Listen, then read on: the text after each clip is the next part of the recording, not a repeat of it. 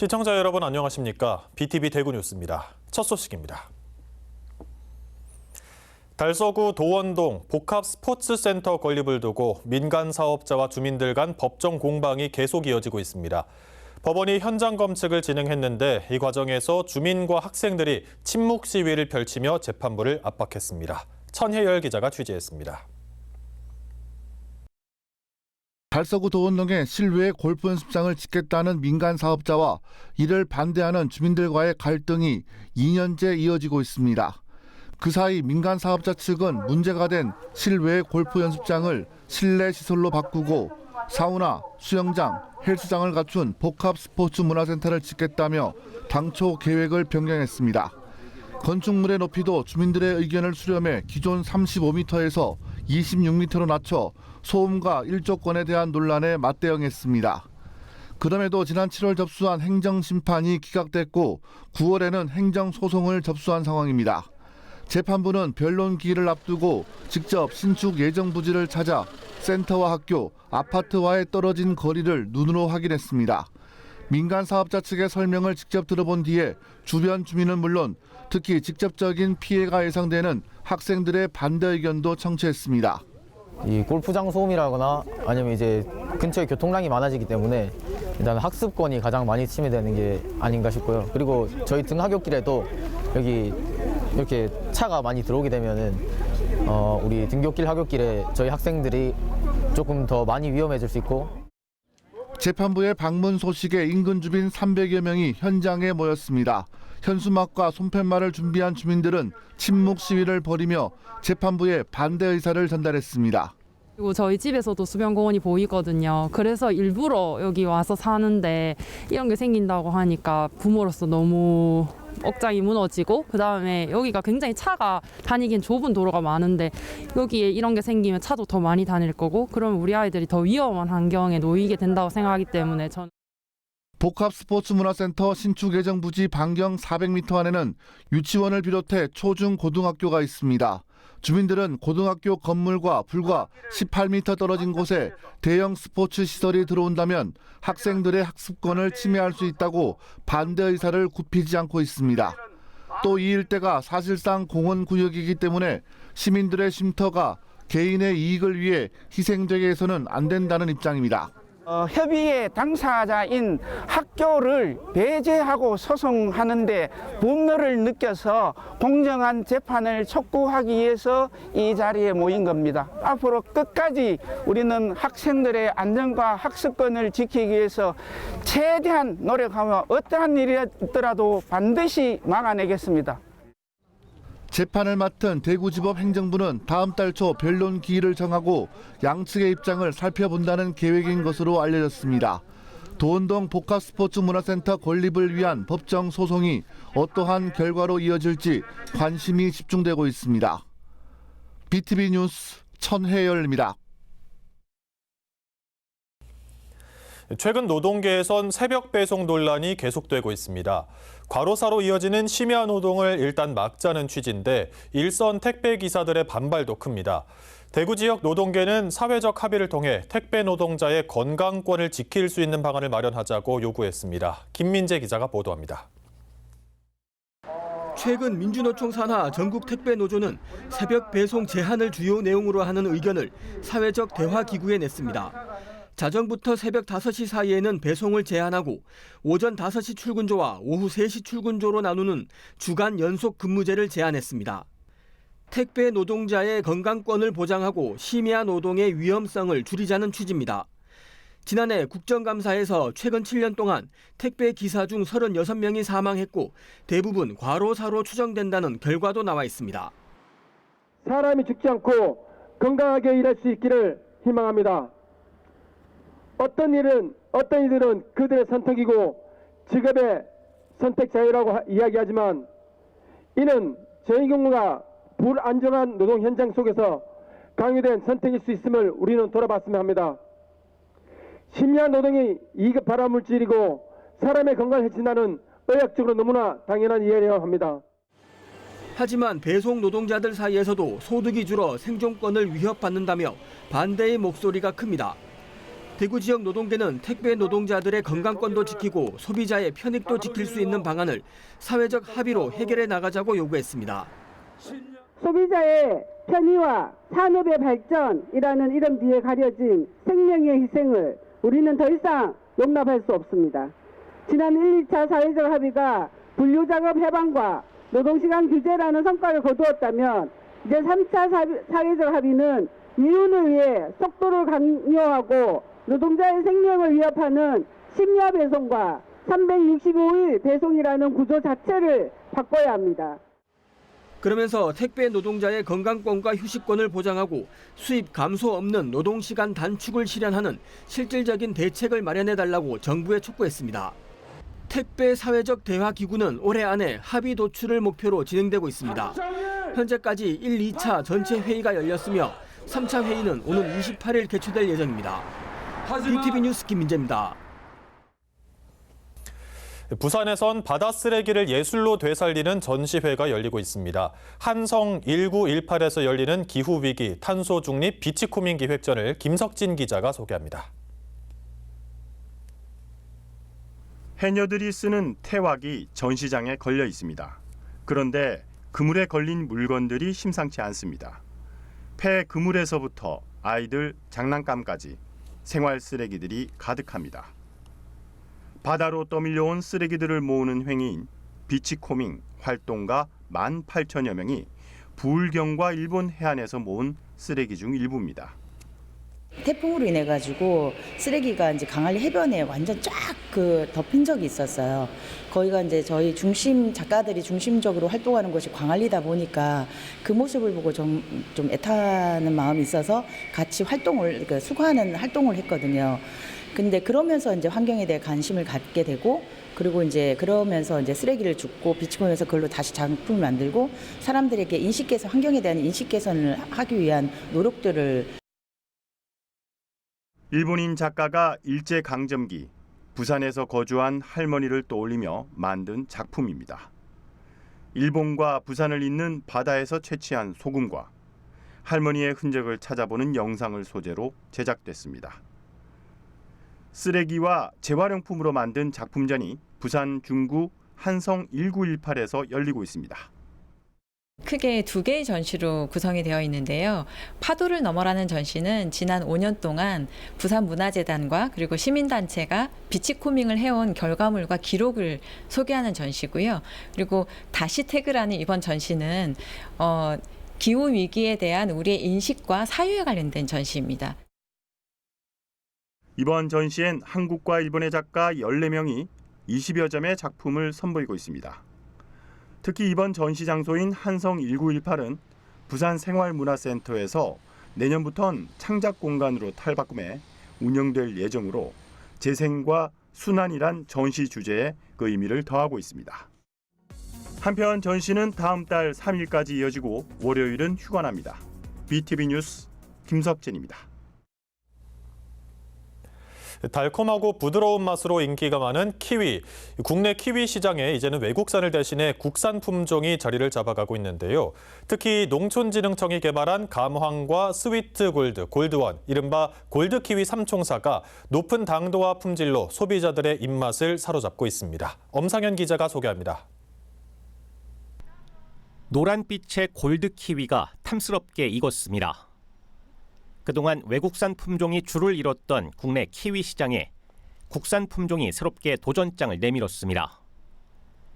농촌진흥청이 개발한 감황과 스위트골드, 골드원, 이른바 골드키위 삼총사가 높은 당도와 품질로 주목받고 있습니다. 이 3가지 품종은 여러 가지 평가를 받았을 때 수입 품종의 품질이 뒤지지 않는다는 그런 평가를 받고 있고, 가장 중요한 것은 이제 품종 사용료를 내지 않기 때문에 농가들의 경제적 부담을 덜 수 있는 그런 품종입니다. 그중 감황 품종은 당도가 18브릭스를 웃돌 정도로 달고 색깔이 선명하며 크기가 일반 키위보다 큽니다. 수확 시기도 외국산보다 10여일 빨라 서리 등 기상 피해 없이 안정적인 재배가 가능합니다. 색깔이나 당도가 타 과일보다 월등히 높습니다. 소비자들이 감황을 먹었을 때는 상당히 인지도가 좋아서 작년도에 홈쇼핑을 팔았을 때 재구매가 한 15% 정도 일어났습니다.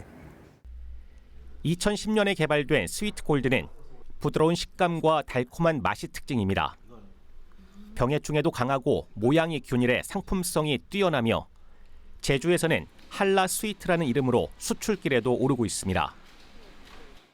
스위트 골드는 국내에서도 유통이 잘 되고 있지만 6년 전부터 수출을 진행하고 있습니다. 수출 주요 국가는 일본, 동남아 지역, 대만, 몽골 등 수출국이 있고요. 현재 130톤 정도 올해 수출을 할 예정이고 한 60만 불 정도 매출을 올릴 예정입니다. 골드원은 크기가 크고 과즙이 풍부해 국산 키위 품종의 다양성과 경쟁력을 더해주고 있습니다. 현재 국내 키위 재배의 30% 이상이 이들 국산 품종으로 대체되며 외국산의 의존도를 빠르게 낮추고 있는 상황. 소비자 입맛을 사로잡은 국산 골드 키위 삼총사가 이제는 외국산 품종을 대신해 농가의 새 희망으로 떠오르고 있습니다. BTV 뉴스 엄상현입니다. 2016학년도 대학 수학능력시험이 어렵게 출제되면서 수험생들의 혼선이 커지고 있습니다. 당장 지난 주말부터 시작된 대학별 논술고사를 포기한 수험생들도 속출했는데요. 전문가들은 이럴 때일수록 최저학력 기준 충족 여부를 살펴보고 그 이후 대학별 고사에 집중할지 정시 모집에 집중할지를 결정하라고 조언했습니다. 천혜열 기자가 전해드립니다. 올해 수능은 다소 어려웠습니다. 과목별로 편차는 있지만 국어와 영어, 탐구는 지난해보다 어려웠고 수학은 평이했던 것으로 평가됩니다. 실제로 EBS가 수험생들을 대상으로 체감 난이도를 조사한 결과 응답자의 85.4%가 어려웠다라고 답했습니다. 보통이었다는 11.3%, 쉬웠다라는 응답은 3.2%에 불과했습니다. 고3 교실에서는 가채점 결과를 바탕으로 입시 전략을 세우는데 여념이 없습니다. 영역별 예상 점수와 등급을 따져보며 합격의 길을 찾고 있습니다. 수능에 대한 걱정이 좀 커서 최저를 많이 높은 거 대신에 좀 안정적인 걸로 많이 지원해놨는데 그래서 그런지 마음을 좀 편하게 먹고 하려고 해서 이제 최저가 충족률이 좀 높을 것 같아서 이제 발표 나길 기다리면서 이제 어느 방향으로 확실하게 갈지 여러 과를 넣어놨기 때문에 이제 그거에 대한 확정을 정해가면서 입시 전략을 찾을 것 같아요. 수능이 어렵게 출제되면서 당장 지난 주말부터 시작된 대학별 논술 고사의 실질 경쟁률이 크게 떨어졌습니다. 올해 논술 전형은 평균 43.4대 1의 높은 경쟁률을 보이고 있는데 막상 수능이 어렵게 출제되면서 학원가에서는 논술 고사를 치른 일부 대학의 응시율이 지난해와 비교해 4에서 5%포인트 하락한 것으로 보고 있습니다. 수능 최저학력 기준을 충족하지 못한 수험생이 시험 자체를 포기했기 때문인 것으로 분석됩니다. 전문가들은 수능 최저학력 기준 충족 여부와 상관없이 논술 고사에 응시해야 한다고 조언합니다. 입시기관들이 내놓은 등급 컷과 실제 등급 컷이 다를 수 있고 아무리 최저학력 기준을 채우지 못했다고 하더라도 논술 응시 경험이 다음 입시에 도움이 될 수도 있기 때문입니다. 수험생 체감 난이도가 9월 모의평가와 지난해 수능보다 다소 높았을 것으로 추정이 됩니다. 가채점 결과를 기반으로 학생 개개인의 성적 변화와 예상 등급 컷을 분석하고 있습니다. 수시 최저 충족 여부를 빠르게 확인하며 정시에서는 안정, 적정, 상향을 고려한 지원 전략에 세심하게 안내할 예정입니다. 지금은 가채점 결과를 바탕으로 수시 수능 최저학력 기준 충족 여부를 살펴보고 그 이후 대학별 고사에 집중해야 할지 아니면 정시 모집에 최선을 다해야 할지를 결정해야 하는 시점입니다. 성적표가 발표되는 다음 달 5일 이후에는 수시와 정시 어느 쪽에 무게를 둬야 할지 결정한 뒤 대학별, 학과별, 수능 반영 영역과 비율, 가산점 부여 등을 꼼꼼하게 비교해 보는 것이 좋습니다. BTV 뉴스 천혜열입니다. 대구 염색산단 일대 악취 배출 허용 기준이 더 엄격해집니다. 기준안을 마련하기 위한 실태조사가 진행 중인데 조만간 결과가 나올 걸로 보이고 적용은 내년 초쯤으로 예상하고 있습니다. 김민재 기자가 보도합니다. 대구 염색산업단지 일대가 악취관리 지역으로 지정된 건 지난해 6월입니다. 악취를 배출하는 사업장은 배출구에서 1000ppm 이하, 부지 경계선에서 20ppm 이하의 악취만 허용되고 측정 결과 이 수치를 넘으면 행정처분을 받는 제도입니다. 하지만 1년이 넘도록 악취는 여전하고 주민들의 고통은 그대로였습니다. 주민들은 보다 엄격한 배출 허용 기준 적용을 요구했고 대구시는 지난 9월 도입을 약속했습니다. 엄격한 배출 허용 기준은 시석 배수가 배출구는 500ppm에서 1000ppm 사이, 부지 경계선은 15에서 20ppm 사이입니다. 현재보다 더 강화된 규제가 적용되는 겁니다.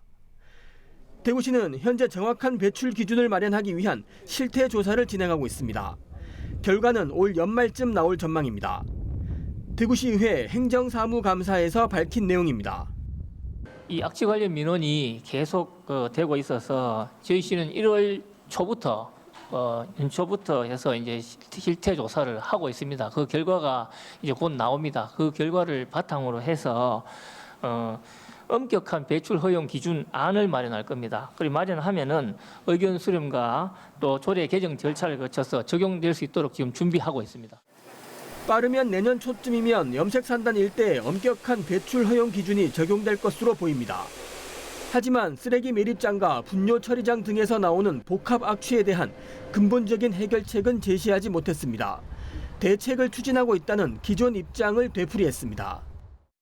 저희 시는 악취 문제를 최우선 과제로 검토하고 또 추진하고 있습니다. 그래서 이제 서북부 지역의 악취를 중점적으로 관리하기 위해서 그런 추진 계획을 수립해서 현재 시행을 하고 있고요. 이를 통해서 저감 대책을 계속 추진하고 있고 또 신속하게 민원을 대응하고 또 실시간 악취 측정 정보를 주민들께 제공하고 염색산단 이전에 대해서는 당초 계획보다 지연되고 있다고 밝혔고 하수처리장 통합 지하화 사업은 염색산단 이전과 맞물려 있다며 관련 부서에서 방법을 찾고 있다고 덧붙였습니다. BTV 뉴스 김재입니다.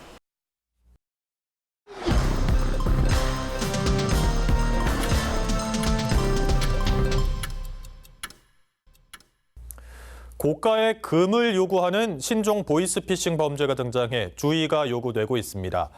달서경찰서에 따르면 지난 12일 60대 여성이 금거래소를 방문해 200g짜리 골드바 시가 4,600만 원 상당을 사려는 것을 이상하게 여긴 업주가 112에 신고했습니다. 현장에 출동한 경찰은 이 여성을 끈질기게 설득해 골드바가 보이스피싱 범들에게 전달되는 것을 막을 수 있었습니다. 달서경찰서는 시민의 세심한 관찰과 적극적인 대응이 보이스피싱 피해를 막을 수 있었다며 금거래소 업주에게 감사장을 전달했습니다. 다음 달부터 대구와 홍콩을 오가는 주 7회 정기 노선이 신설됩니다. 이는 지난 6월 주 3회 운항 이후 대구 방문 수요가 확인되면서 노선을 확대 편성한 겁니다. 대구관광본부는 그간 외국인 대상 공항 환대 프로그램 운영과 대구 관광 상품화 등 마케팅을 추진해 왔습니다. 대구관광본부는 대구공항에 입국한 홍콩 관광객 수가 1년 전에 비해 7배 증가했다며 중국 본토권 관광객 유치에도 긍정적인 파급 효과가 있을 것으로 기대했습니다. 지난 3분기 대구 지역 소매 판매가 큰 폭으로 증가한 것으로 나타났습니다. 국가데이터처가 발표한 3분기 지역경제 동향 자료를 보면 대구의 소매 판매는 5.3%가 늘면서 세종과 인천에 이어 증가폭이 전국에서 세 번째로 컸습니다. 각 부문별로 보면 승용차 연료 소매점은 17.4%, 전문 소매점은 4%가 늘어난 반면 대형마트는 9.4%, 백화점은 3.1% 줄었습니다. 국가데이터처는 지난 7월부터 지급한 정부의 민생회복 소비 쿠폰 발급이 영향이 있었다고 분석했습니다. 대구공공시설관리공단은 신천동로 가창방면 무태교에서 상동교 구간에 도로 포장 공사를 시작합니다. 공사는 다음 달 5일까지 진행되며 한 개 차로가 부분 통지됩니다. 시민 여러분께서는 교통 상황에 주의하시기 바랍니다. 대구시는 달성군 지능형 자동차 부품진흥원에 최대 규모의 시민 햇빛 발전소 19호기를 준공했습니다. 이 시설은 하루 평균 3.6시간 가동 시 365가구에 전력을 공급할 수 있으며 연간 557톤의 온실가스를 줄일 수 있을 것으로 예상됩니다.